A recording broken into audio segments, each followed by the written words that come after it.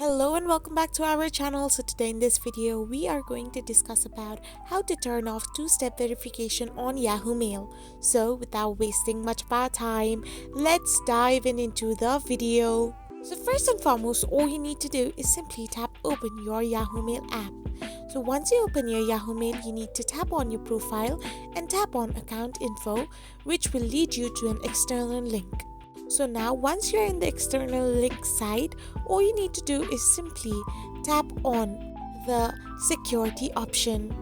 So once you tap on the security option, you can find the two-step verification down below. So simply hit the manage option and turn the dongle to the left and tap on turn off two-factor. Once you tap on the turn off two-step verification, you can see that you need to turn it on again to enable it. This is how you turn off step verification on Yahoo Mail. I hope you found this video helpful, so don't forget to hit that subscribe button and do give us a thumbs up.